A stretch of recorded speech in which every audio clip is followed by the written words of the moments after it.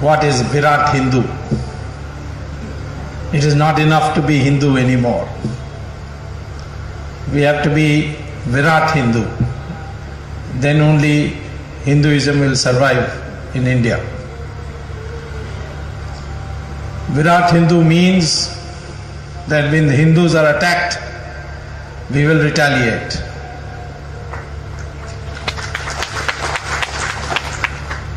And not retaliate as individuals, but as a community. And retaliate in a manner by which we achieve victory. Today we see 5 lakh Hindus belonging to the Pandit community of Kashmir driven out from the valley of Kashmir and living in refugee camp. In our own country, Hindus are living in refugee camp. Why were they driven out? Because they were Hindus, nothing else. We have not replied to it because we have a government which is not concerned about Hindus. But we have to reply. We cannot allow Hindus to be treated as second-class citizens in a country which is 83% or at least more than 80% Hindu. People ask me, how will you retaliate? Will you send the Pandits to go, force the Pandits to go back? I said no. Because if the Pandits go back, the militants in Kashmir will butcher them. So then what to do? I said our retaliation should be that we have got 1 crore ex-servicemen in our country, of which 10 lakhs are still in a battle-ready age. They are 45, 46 young people. You should give them weapons and give them money and say, go and settle in Kashmir, replace the 5 lakh Hindu Pandits there. Somebody said, how can you do that? There is Article 370 of the Constitution. Article 370 was to prevent the religious composition of the state from being disturbed. The militants have disturbed that religious ratio by driving out the Hindus. Then they said, why for 5 lakhs you want to send 10 lakhs? I said, to teach them a lesson, do it again, we will send 20 lakhs next time. And we'll make Kashmir a Hindu majority state. Any government can do it. But because of Jawaharlal Nehru and his concept of secularism, today we have a situation where Hindus have no voice at all. It has gone so bad that the committee headed by Miss Sonia Gandhi, who I never referred to as Sonia Gandhi but as Vishkanya,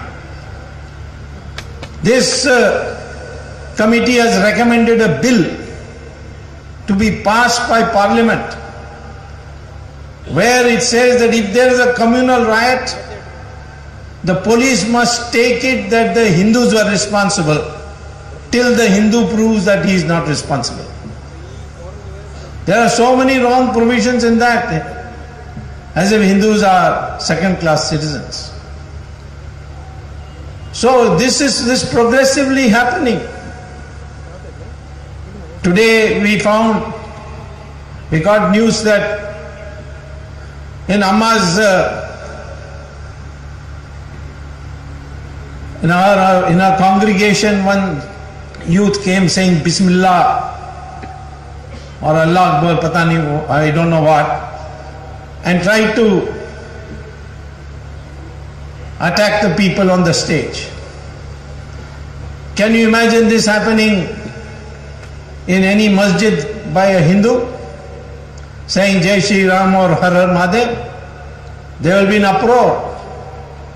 I want to know what the government of Kerala is going to do about this incident. What has happened in Kokrajhar in Assam?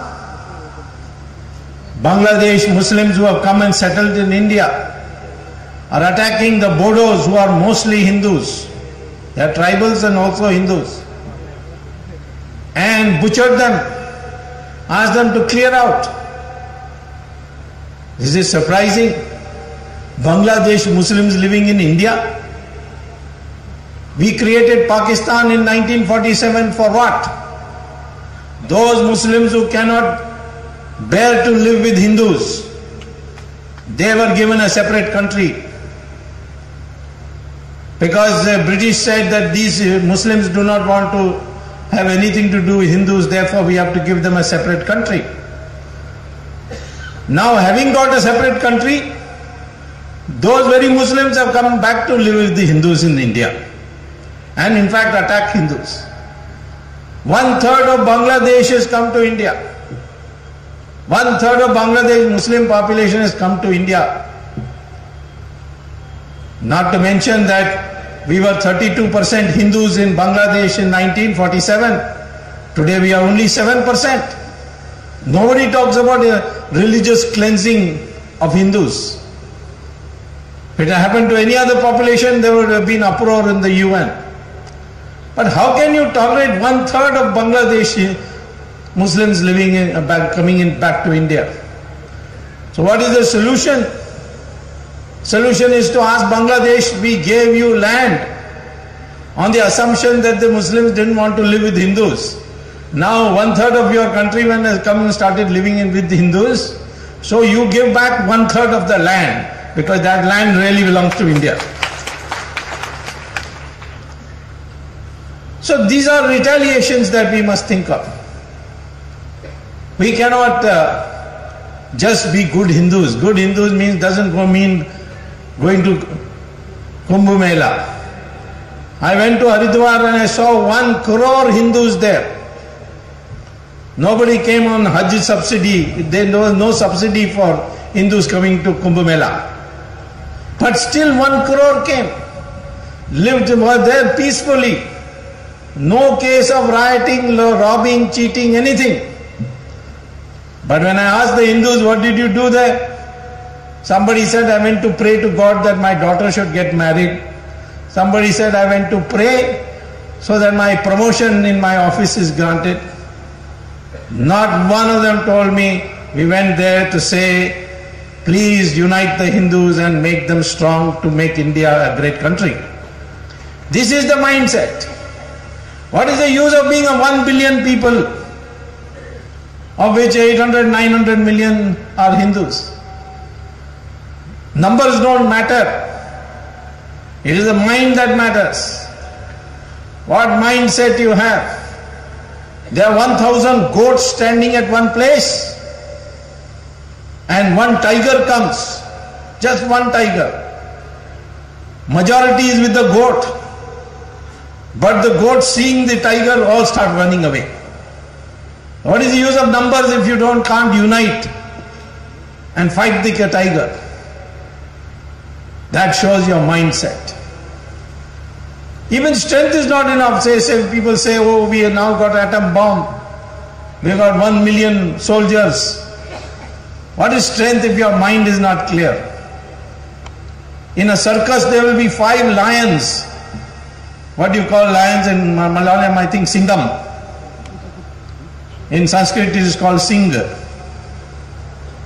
5 lions in a cage, all very strong and well fed. One thin ringmaster will walk into the cage and then he'll crack the whip and say to the lions, climb up.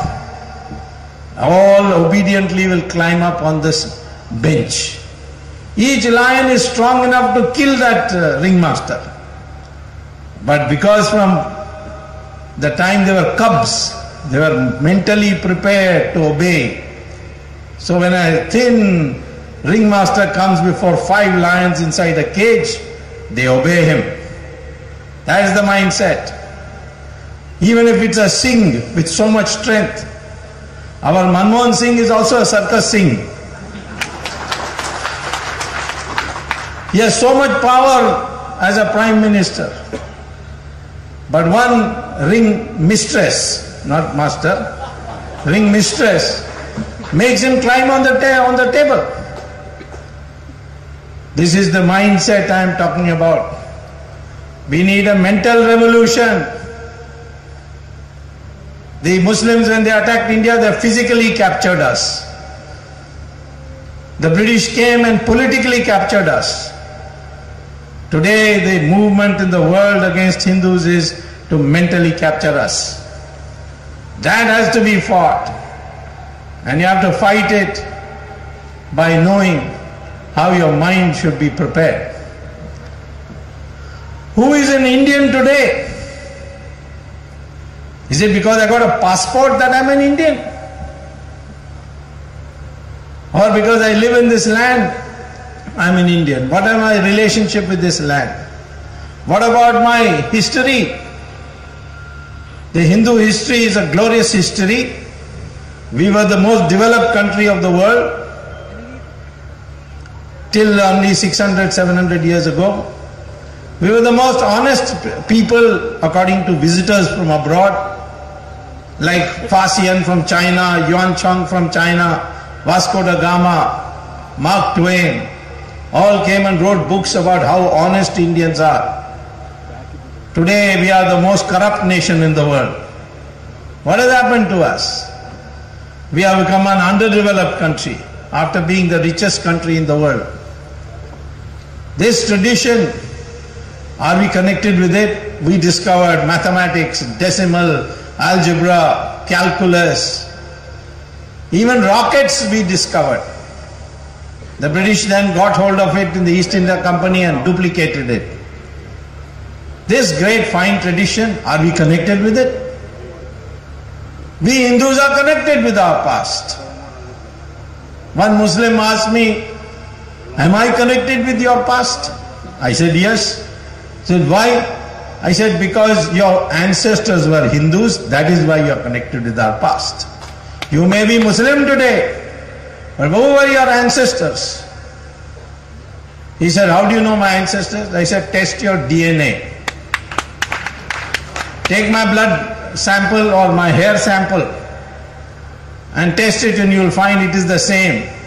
Today, if you test DNA, and this is research is already published, every Hindu has the same DNA. Every Indian has the same DNA.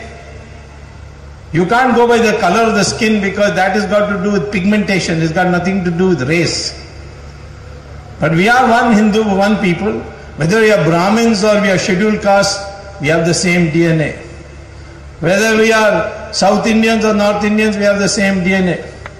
I proved it in Bombay recently when Raj Thakre was making a movement there saying that all these UP people have come and become taxi drivers and taken our Marathi jobs. So I asked a friend, can you get me Raj Thakre's hair sample? He said, yes, I go to the same hairdresser as him and I will bring you a sample. Then I asked the UP taxi wala, I gave him 10 rupees and got a sample of his hair. And I got it tested and I found the DNA of both Raj Thakre and the UP taxi wala was the same. And I announced in the press conference that Raj Thakre also came from UP because his DNA is the same as the taxi wala. So whether we are Keralites or we are Punjabis, whether we are Hindus or Muslims or Christians, whether we are Brahmins or scheduled caste, all our DNA is the same. That is why this Aryan Dravidian theory is a bogus theory. Some people, the British brainwashed to believe it.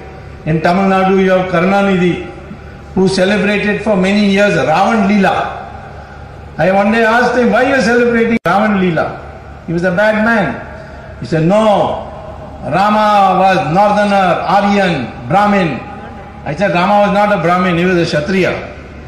He said, no, but Ravan was a Dravidian. He said, Ravan was a Dravidian? He was actually a Brahmin. He went to Mansarovar and did puja before Lord Shiva and got a boon, a varam. And that's how he became so strong. Then when he kidnapped Sita, he had to be punished, and Rama punished him. Not because he was a Brahmin or not a Brahmin. All the Brahmins worship Rama, they don't worship Ravan. Nowadays, Karunanidhi stopped celebrating Ravan Leela after I brought out all these facts. But he still abuses Rama. When I was arguing in the Supreme Court on Rama Setu, saying that it should not be broken, that time he complained publicly, who is this Swami to call it Ram Setu? Did Rama build that bridge that his name is now, the name of the Setu is Rama Setu? Next day he fell ill and he went to hospital, and the name of the hospital was Ramachandra Medical Hospital. At least Ramachandra had an MBBS. So this is the kind of thing that British created in our country. Divisions. Even caste, Varna has got nothing to do with birth. If it was so, then how Veda Vyasa, whose mother was a fisherwoman, became Maharishi and wrote the Mahabharata? Did you know that Valmiki was born of Dalit parents? He wrote the Ramayana and became Maharishi. Kalidasa, he was going around in the forest cutting wood, became a Mahakavi and a Maharishi. Vishwamitra was considered the Rishi of Rishis. He was born in a Kshatriya family. Varna was based on discipline. If you had knowledge, then you will not have weapons, you will not have wealth, you will not have land. If you have weapons, you may become king, but you cannot make policy. Policy will have to be made by the learned people of society, namely the Brahmins. Krishna Bhagavan says that clearly in Gita, that Varna has got nothing to do with birth. It's got to do with gunas. But solely it has got connected with birth. And now you have Brahmins who are claiming to be Brahmins as CEOs of multinational corporations. So this whole thing is broken down. Now Varna is to be abolished. It cannot be rescued. We must now only say we are Hindus. And we must expect the Muslims and Christians to say that we are Muslims and Christians, but our ancestors are Hindus. If they say that, then we become one family called Hindustan. That is the identity of India.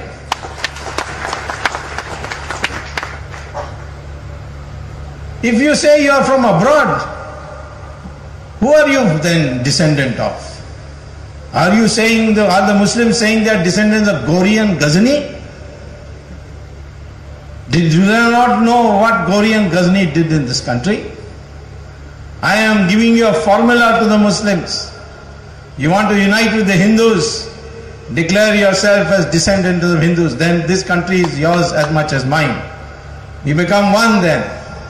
We may not call ourselves Hindus, we may call ourselves Hindustani. But this is the identity of India.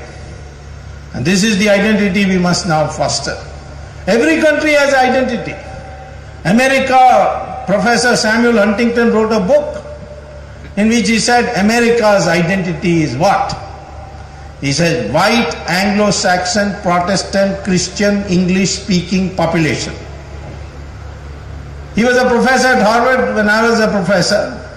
So I asked him, how can you say this is a white, Anglo-Saxon, Protestant, Christian, English-speaking population when there are Puerto Ricans, Afro-Americans, so many other people? He said that may be nationality, but I am talking about identity of America. America was founded by the white, Anglo-Saxon, Protestant, English-speaking population, and that shall remain the identity. The same way India was a country created by the Hindus. People say, no, Islam also has contributed to India's history, so did Christianity. Maybe, but Ganga river flows, lot of small rivers join it. But the name of Ganga does not change. It remains Ganga till the end. So first thing I would like to tell you is that our identity must be based on a correct understanding of our history. We are not Aryans, we are not Dravidians. Yes, the word Arya means gentleman. It's got nothing to do with race. The word Dravidian is a word coined by Adi Shankara when he met Mandana Mishra. And Mandana Mishra's wife asked Adi Shankara, who are you? He said, I am Dravida Shishu. Explained Dravida is a sandhi of two words, which means where the three oceans meet. So South India was called Dravid. It had nothing to do, but the Englishman brainwashed us to think it's a different population. The Englishman targeted Sanskrit because he felt that unless Sanskrit is replaced by English, we cannot control these people. Sanskrit is a language which has words in every language. Malayalam has, I think, 80% words are common to Sanskrit. Bengali has 90%. Even Tamil has 40%. Even here I had a quarrel with Mr. Karunanidhi when he said, no, Tamil is a pure language.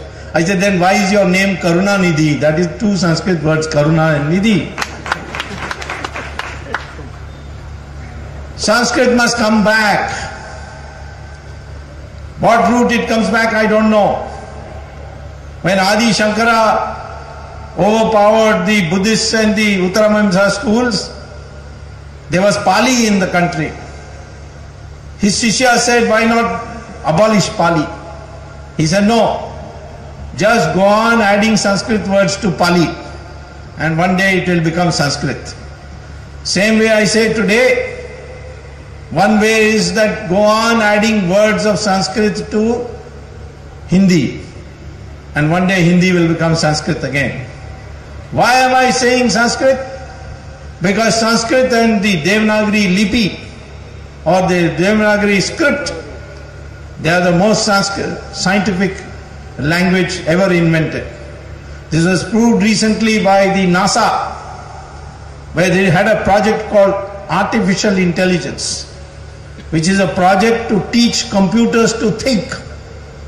Computers can do calculation today, but they cannot think independently. So they have created a new subject called Artificial Intelligence. And they thought the first project will be, people are born, we grow up, we learn, we experience, and all this knowledge dies with us when we die.